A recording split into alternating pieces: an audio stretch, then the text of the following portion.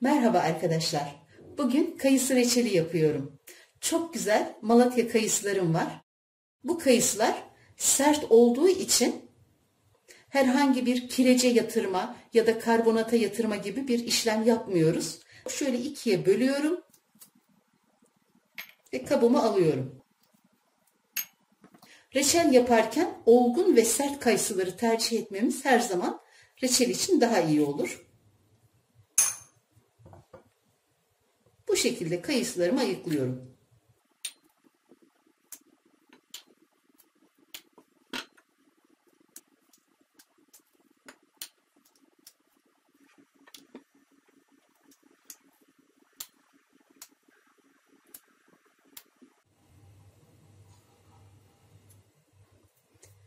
Kayısılarımın hepsini ayıkladım. Tarttım. Net 1,5 kilogram kayısım var. 1 kilogram kayısıya 800 gram şeker ekliyorum.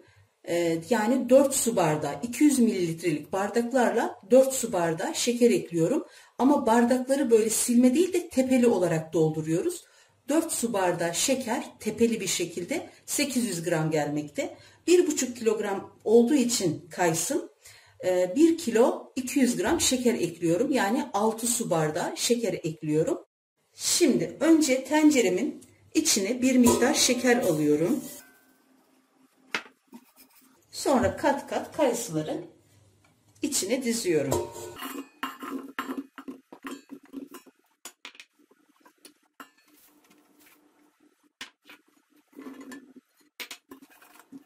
Kalan şekeri de üzerine ekliyorum.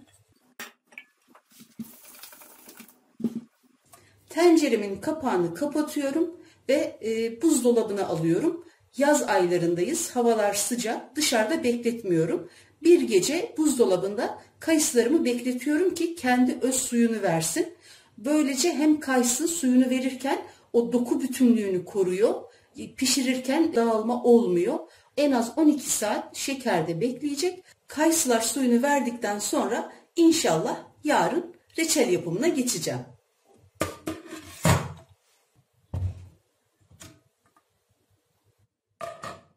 Bir gece dolapta beklettiğim kayısıları aldım. Suyunu tamamen vermiş ama şekerler hepsi dibine çökmüş. Şimdi bunu ocağıma alıyorum. Tencereyi ocağın orta gözüne aldım. Ocağı yaktım. Tamamen kısık ateşe getiriyorum.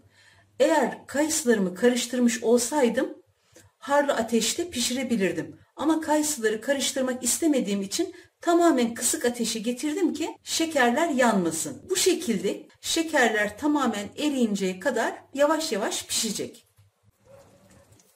Kayısılar kısık ateşte kaynamaya başladı. Yani şeker de eridi.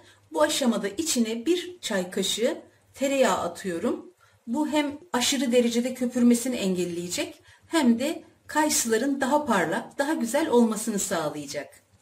Ocağın alevini de kısık ateşten orta ateşe getiriyorum. Şöyle. Köpüklerine dokunmuyoruz. En son köpük kalırsa o zaman alacağız. Reçel kaynar kaynamaz hemen köpükleri almaya kalkışmıyoruz. Çünkü genelde şekerin kendi köpüğü oluyor ve iyice piştikten sonra o köpükler reçelin içinde kayboluyor. Reçel tam böyle fokur fokur kaynamaya başlayınca şimdi tekrar altını kısacağım. En az yarım saat kısık ateşte bu şekilde pişecek. Yarım saatten sonra kontrol etmeye başlayacağız. 15 dakika oldu reçelim bu şekilde kaynayalı. Kenarda tuttuğum kayısı çekirdeklerini soydum. Onları da şu anda kaynayan reçelin içine atıyorum. İçine hiç su katmadım. Kaşıkla değdirmemeye çalışıyorum. Kayısılar ezilmeden yavaş yavaş bu şekilde pişmeye devam ediyor. Yarım saat dolduğunda içine 1 yemek kaşığı taze sıkılmış limon suyu ekliyorum ki ileride reçelim şekerlenmesin. Şöyle yavaşça karıştırıyorum.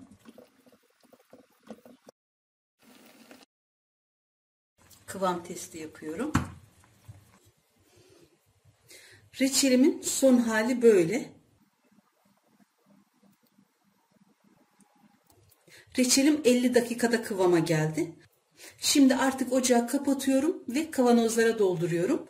Önce sunum tabağına bir miktar alıyorum.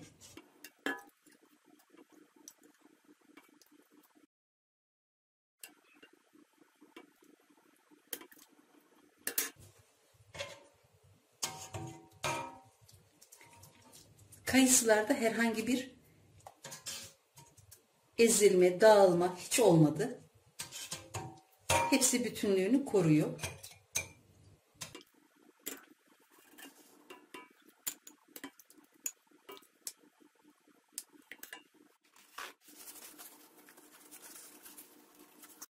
Kavanozu tamamen doldurmuyorum. Şu boğumuna kadar doldurduktan sonra şöyle 0,1 kapakla 3 geri 1, 2, 3. Sonra bir ileri yapıp sıkıca kapatıyorum. Bu şekilde artık ters çevirmiyorum. Reçelimin son hali böyle. Tane tane bir kayısı reçeli için kayısıların bir gece önceden mutlaka şekere yatırılması gerekiyor. En az 12 saat. Karıştırılmaması, kısık ateşte pişirilmesi ve su eklenmemesi. Bütün püf noktaları bunlar. Bu kaidelere uyulduğu takdirde herkesin gayet güzel ve tane tane bir kayısı reçeli olur. Bu güzel lezzeti herkes yapsın, herkes denesin isterim. Yapmak ve denemek isteyen herkese şimdiden kolay gelsin, afiyet olsun.